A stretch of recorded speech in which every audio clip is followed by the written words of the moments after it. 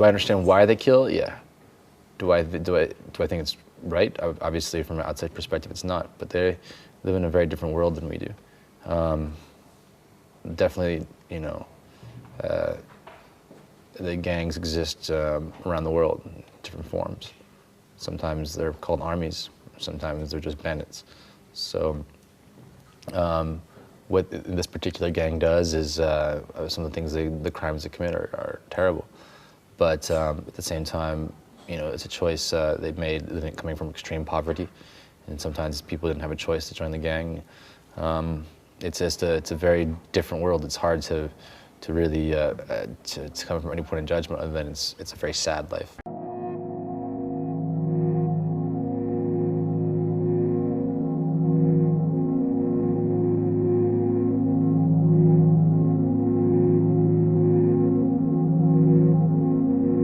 If you have never seen Sin Nombre, then on first impressions, it might appear as your typical gangster/crime film. In some regards, you're right.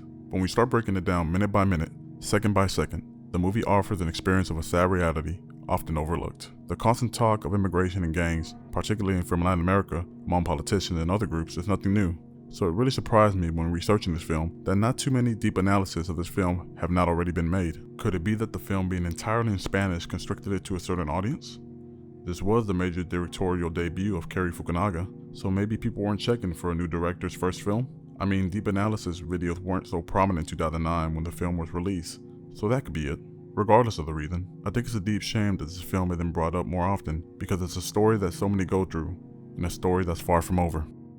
Prior to this film, I don't think the culture of MS-13 and the notoriety surrounding the gang had been explored within the medium, and if it was never distributed by a major film company. I know my first exposure to the topic of the gang was probably hearing someone else talk about it at school, middle school to be precise. I went to a school where gangs were heavily present, so hearing others bring up larger and bigger gangs from around the world wasn't that rare. One key characteristic of the gang that was constantly brought up was their extreme use of violence to intimidate their enemies and the normal civilians around them.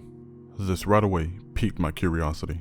I was in middle school from 2004 to 2006, so this was around the time where the modern Mexican drug war first kicked off.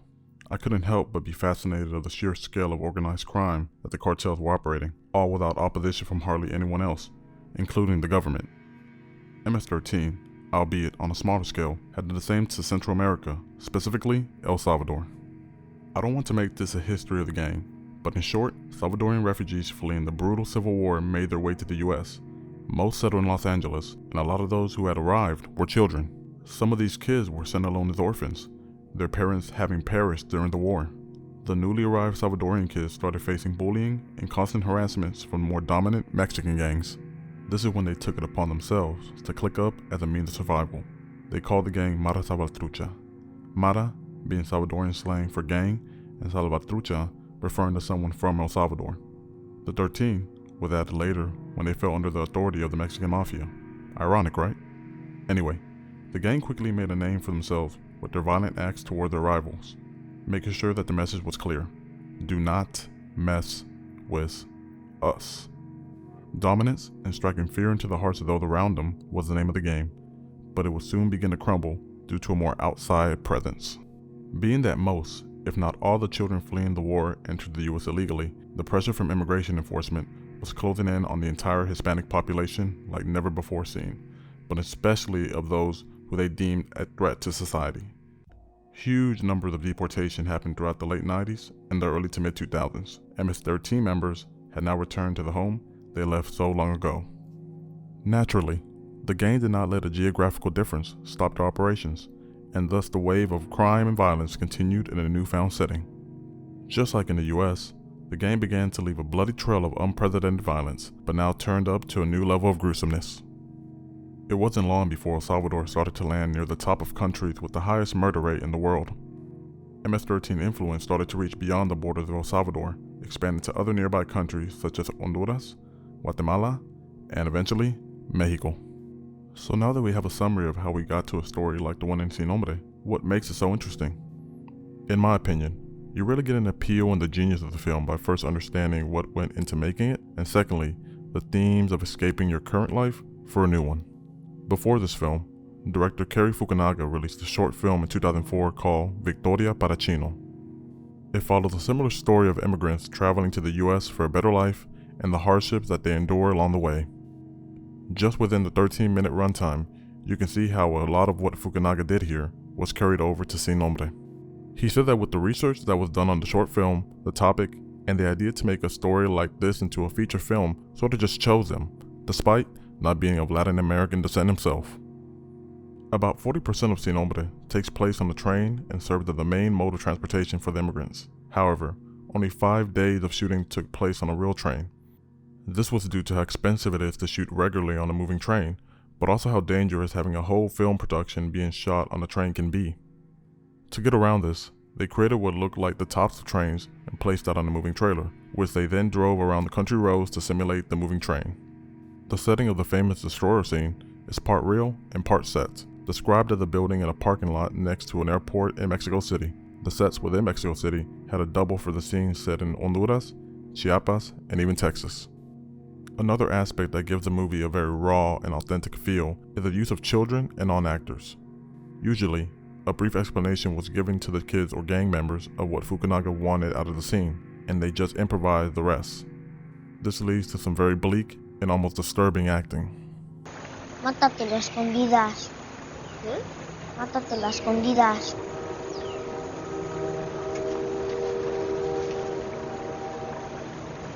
La mala salvatrucha.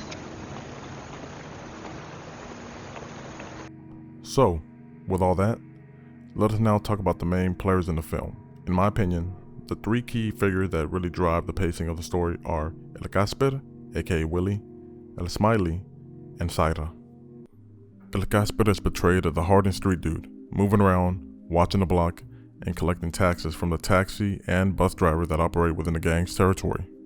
However, Casper has a girlfriend, and his relationship with her is causing some troubles for him. Smiley is a young kid ready to join the gang. Casper is the one to befriend Smiley and acts as a sponsor for him to be considered for the gang. The infamous jumping in scene clearly shows what can be described as a sign of pure eagerness to be part of something or fear of being left out. Whatever it may be, the progression of Smiley's character is constantly trying to prove something to those around him. I forgot to mention this, but the film begins first within the state of Chiapas and slowly moves around throughout the whole country as the train heads toward the US-Mexico border near Texas. The other location I would like to mention is Honduras, where the story of our other major character, Saira, begins. Within Saira's character is the heart of the immigrant story within the film. Along with her uncle and her father, they begin the long and brutal journey towards the train that will ultimately take them to the border. With what little is known about Saira's life prior to the event, we can make out that her relationship with her father is somewhat rocky. He is a recent deportee and is wanting to make his way back to the US with his brother and daughter by his side. Although, based on Saira's demeanor, she is a little less than thrilled to be making the trip. It is shown that Saira's dad had a whole new life and family while living in the States, so you can see why Saira is reluctant to follow someone who had essentially abandoned her and is now wanting to be a part of her life again. Regardless of her feelings, she goes along, possibly to fill that void of being left without a father and what we can assume as without a mother too. Getting back to Casper, we learn more about his relationship with his girlfriend, Marta Marlene. It is in these moments where we see the more relaxed and caring side of Casper, a side that shows that he may have more love for her than the gang, which, within this culture, is a big no-no. Casper starts avoiding his duties of patrolling the gang's territory by instead spending time with Marta and having Smiley cover for him. Without spoiling anything, certain events lead up to where there was a crossing of the paths between Marta and Casper's gang. This is a pivotal moment in the story, where Casper's life is disrupted and changed forever. Casper is no longer the same, broken by the gang he thought had his best interests in mind.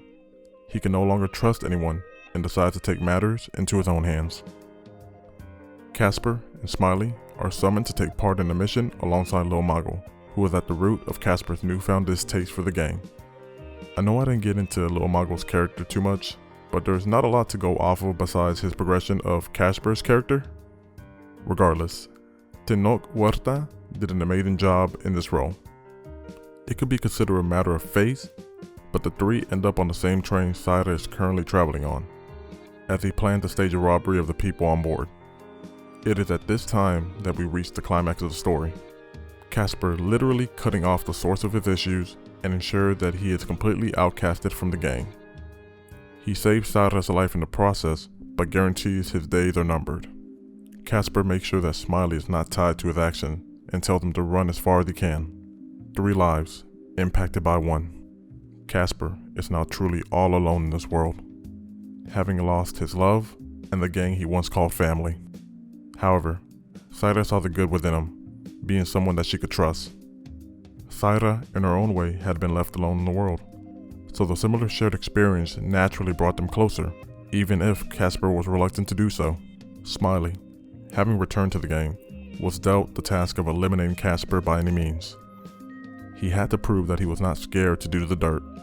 He had to let everyone know that he had heart for the gang. For the remainder of the film, we see how Casper is dedicating his time and effort in making sure that Saira makes it to the border. You can really get the sense that Casper is trying his best to make sure no one must experience the same pain he had to endure, losing all, but at the very least, he could help someone else reach a better life. At the same time, Smiley, along with some other gang members, were hot on Casper's trail. A lot of close calls, but Casper always managed to be one step ahead of them. That luck, of course, would soon run out. Smiley and the rest eventually caught up with Casper, and you can probably figure out how it ended for him. Saira did reach the border, but in the process, lost someone who she had grown a deep relationship with. Once again, left alone in the world, Smiley had finally gained the respect of the gang and felt the embrace that he had longed for. 3 separate lives.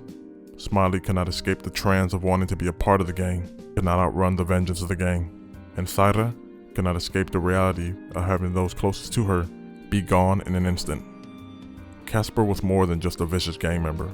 He was Willie, a man who had loved and lost everything that was precious to him. A life that had been echoed in many human beings. We can assume that Smiley went on to be held in high regards, but without having the option to escape, his life could end just like that of Casper. Saira reached her destination, but lost more than she could ever imagine by the end of it. She, more than Casper and Smiley, still had the hope of the future. She could not escape the past that brought her to the end of the journey, but the strength that she gained along the way could make for a better life. What that life looks like, I do not know.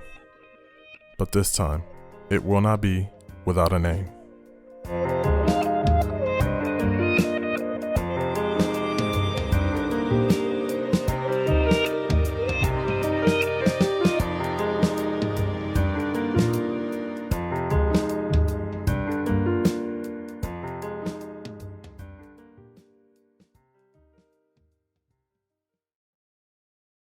If you made it to the very end, I just want to say thank you for watching. Really means a lot to me. This is my very first video on this channel, and it's something that I've been wanting to do for a very, very, very long time. Not just this video, but a YouTube channel in general has been something on my list of things to do.